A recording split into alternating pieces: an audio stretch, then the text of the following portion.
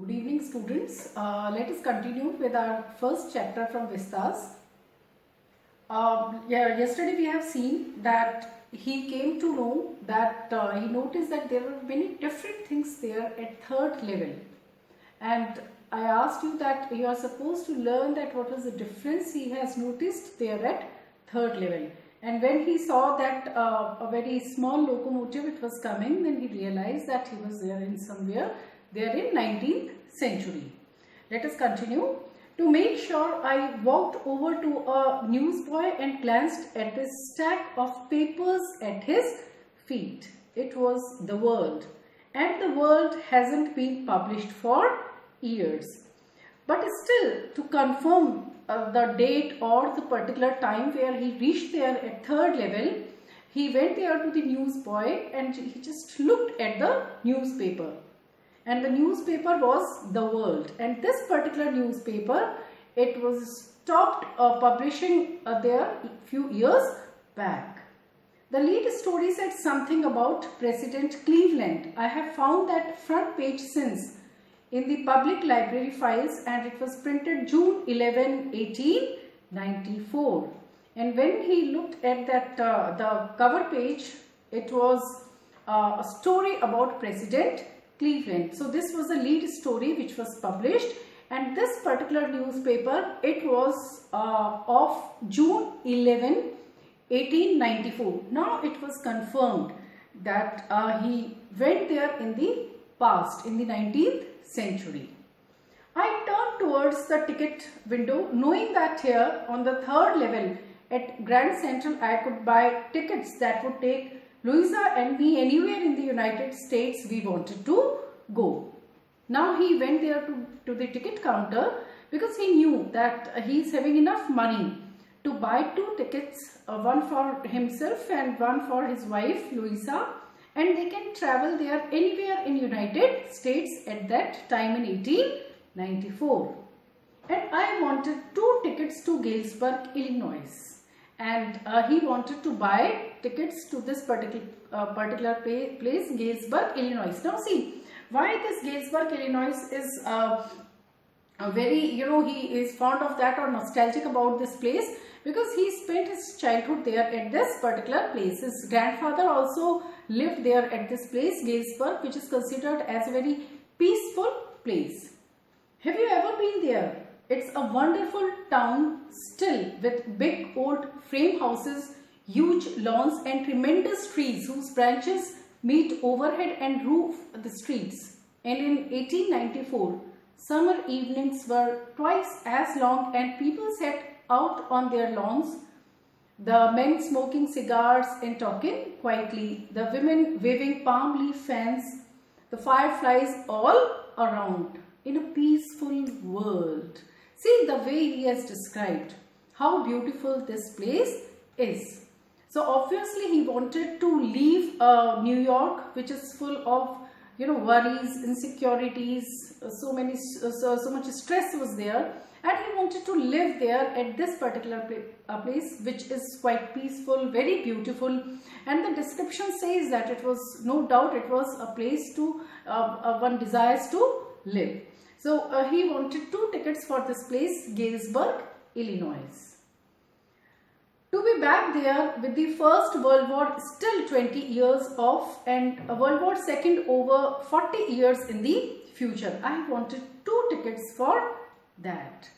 And he was there in 1894. Even 20 years were there for First World War and 40 years for Second World War. So everything was quite peaceful. And he wanted to buy two tickets for this place. One for himself and one for his wife, Louisa.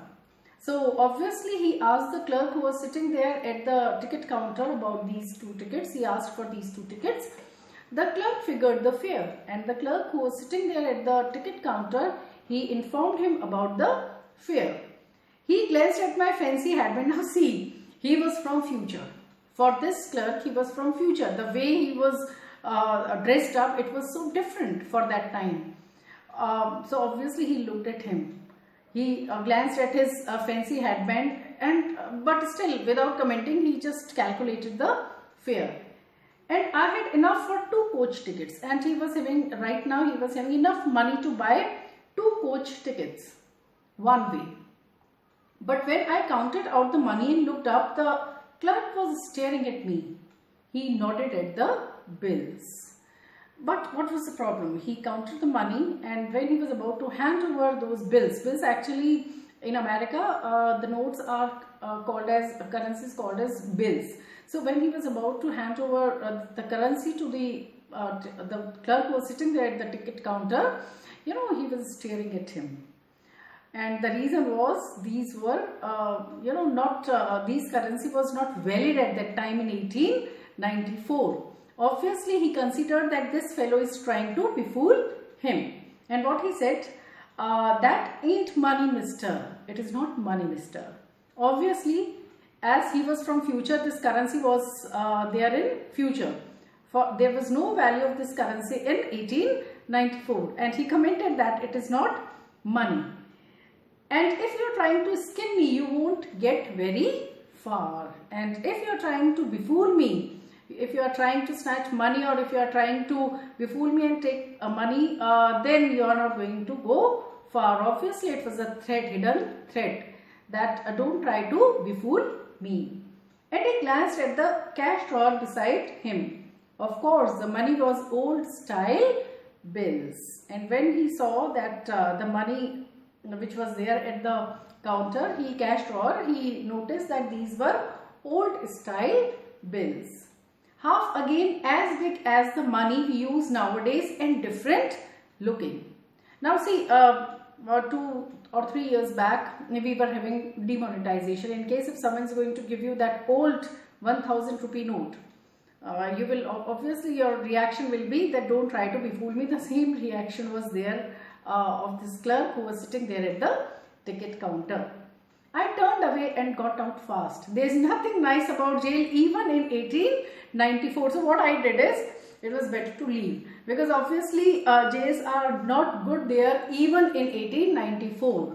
So finally he decided that he'll go back to second level, and later on he will decide that what he is supposed to do to get these 2 tickets. So in this way, this is the description that how he reached there to third level.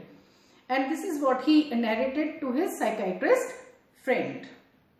And that was that. I left the same way I came, I suppose. And the way he used to come there, enter there at third level, he took the same way and he left the place. Next day, during lunch hour, I drew $300 out of the bank, nearly all we had, and bought old style currency that really worried my psychiatrist friend. Now what he did is, during lunch hour, he went to the bank and he withdrew $300. He went to coin shop and finally he got old style money which was of 1894 or 19th, which was of 19th century. Because he has already decided that he will again go to the third level and he'll buy a ticket, and he and his wife will travel there to Galesburg in 1894. And obviously for that he required old style money, and he got that. You can buy old money at almost any coin dealers, but you have to pay a premium. My $300 bought less than 200 in old style bills, but I didn't care. Eggs were 13 cents a dozen in 1894. So he gave $300, and in exchange he got less than $200 old style money, old style bills. But that was nothing to worry about, because at that time everything was quite cheap, and he is giving an example that eggs were 13 cents a dozen in 1894. So that amount which was which he got after this exchange, it was enough for him and his wife to go there. But I have never again found the corridor that leads to the third level at Grand Central Station, although I have tried often enough. After getting this money, he tried good number of times, but unfortunately he was not able to find the corridor that leads to the third level. He was not able to find that particular corridor. Louisa was pretty worried when I told her all this, and didn't want me to look for third level anymore. and after a while I stopped. Obviously, when he shared everything to his wife Louisa, she was quite worried. She was worried that it is not normal at all for him to go and search something that might be in his imagination only. So she persisted that he should stop looking for or searching this third level, this particular corridor that leads to third level. And after some time, he also stopped searching. I went back to my stamps, and he again started, fussing with his stamp collection. He again went back to his stamps. But now we were both looking every weekend, because now we have proof that the third level is still there. But something happened. Now not only Charlie but his wife Louisa, both of them, they started searching this third level, because now they were having a concrete proof that this third level is there at Grand Central, which is a way to go to 1894. And what was the reason why his wife also started believing it, and why both of them, they jointly started searching it? It is given there. What happened was, one of his friend, whose name is Sam Wiener. My friend Sam Wiener disappeared. One of his friend, he disappeared. And no one was aware that where his friend went. But I sort of suspected, because Sam's a city boy and I used to tell him about Galesburg. I went to school there and he always said he liked the sound of that place. And that's where he is. Alright, in 1894. But he suspected, he was having doubt that where this person is, his friend Sam is. He was talking about this place Galesburg to his friend, and this Sam, as he was a city boy, he was quite fascinated about this place Galesburg, and right now he was there at Galesburg in year 1894. Because one night, and how he came to know that Sam is there, because one night, fussing with my stamp collection, I found, well, do you know what a first day cover is? Now this first day cover, in previous video also this word came, first day cover. Now it is explained that what exactly is first day cover. So one night what happened, when he was, he was just looking at his stamp collection, he found one first day cover. Now first day cover is when a new stamp is issued, stamp collectors buy and use them to mail envelopes to themselves on the very first day of sale, and the postmark proves the date. The envelope is called a first day cover. They are never opened. You just put a blank paper in the envelope. Now this is first day cover. What happens is, those who are stamp collectors, as soon as a new stamp is issued, they buy a few stamps, they paste it there on the envelope, and they address, this envelope is self-addressed. They just put a blank paper in it, and then this envelope is mailed to their own address. The postmark, it proves that it was purchased there on the very first day when this particular stamp was issued. This is called as first day cover, and as there is no letter inside it, it's just a blank paper inside it. So these first day covers are never opened. So when he was just looking at his stamp collection, he find that there was a new first day cover. That night, among my oldest first day covers, I found one that shouldn't have been there, but there it was. You know, since he was a young child, he was having this stamp collection. Good number of times he has seen all those first day covers, but this first day cover, he has not noticed it before. This was the first time he noticed this first day cover, and it should not be there, but it was there. It was there because someone had mailed it to my grandfather at his home in Galesburg. That's what the address on the envelope said, and it had been there since July 18, 1894. Now see how this particular first day cover reached there, because someone has mailed that particular first day cover to his grandfather, and the date which was there on the postmark, it was July 18, 1894. So obviously when someone mailed it, so it went there to the collection of his grandfather, and from his grandfather this collection came to him. But before this night, he has never seen or noticed this particular first day cover. I did not remember it at all. It was so old, it was there from the times of his grandfather, but still he has never noticed this particular first day cover. The stamp was a 6 cent, dull brown with a picture of President Garfield. The stamp which was there on this envelope, it was having a picture of President Garfield. Naturally, when the envelope came to Granddad in the mail, it went right into his collection, stayed there till I took it out and opened it. But as it was new, as he has not seen it, not noticed it before, he was surprised to find it, and finally this was the first time he opened it. And there was a paper inside it, and already I told you that in first day covers these envelopes are having blank paper, and that's why no one opens them. But here there was a letter which was written there on this paper. It was not blank, the paper which was there in the envelope was not blank. Rather, a letter was written there on this paper. The address which was there on this letter, it was of his granddad. The date was July 18, 1894. And see what was written. This letter was strangely addressed to Charlie. Now see how mysterious it is. It was mailed to his granddad in 1894. But the letter which was there in the envelope, it was addressed to Charlie. What was written there in the letter? I got to wishing that you were right. Then I got to believing you were right. And Charlie, it's true. I found the third level. I have been here 2 weeks. And right now down the street at the daily, someone is playing a piano. And they are all out on the front porch singing, Seeing Nellie Home. And I am invited over for lemonade. Come on back, Charlie and Louisa. Keep looking till you find third level. It's worth it, believe me. Now see, this was the content. This letter was written to Charlie, in which Sam, his friend, this note is signed Sam. So Sam has written this letter to Charlie in 1894, and what he said that it is worth.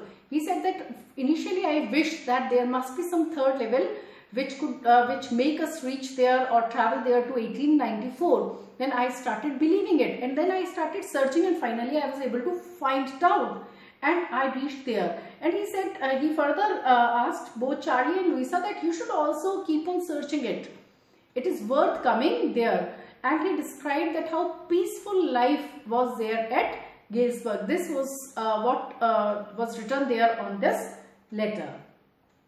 At the stamp and coin store I go to, I found out Sam bought $800. Now he tried to investigate whether it is true or not. So he first went to the coin shop and coin store, and he inquired about this exchange of money, and there he came to know that Sam came there and he exchanged $800 to old currency. That ought to set him up a nice little hay, feet and grain business. Now this money, it was enough for him to establish a business or to start a business of hay, feet and grain. And obviously in 1894, he cannot go back to his old business that he was doing in present time. It was something that he always wished. He always wished that he should start this business, his old business. And what was his old business? What was Sam's old business? What he was doing in present world? Why, Sam was my psychiatrist. He was his psychiatrist friend with whom he shared his curious experience about reaching there at third level. So children, we have seen that in this science fiction, we have seen that the protagonist, he once reached there to third level, and that was basically opened there in 1894. It was unbelievable for anyone who could listen this story, that how is it possible that we can go there to to the 19th century in past, but still it happened. And later on, at the end of the story, we have seen that there was a proof for that in the form of the letter which was written by his psychiatrist friend who already reached there. And obviously this particular letter is wrapped there in the mystery that how it came there to his collection and how he has written it there in 1894. Even the postmark was there, and the letter was addressed to Charlie. So it's very interesting one, and with this we have completed the chapter.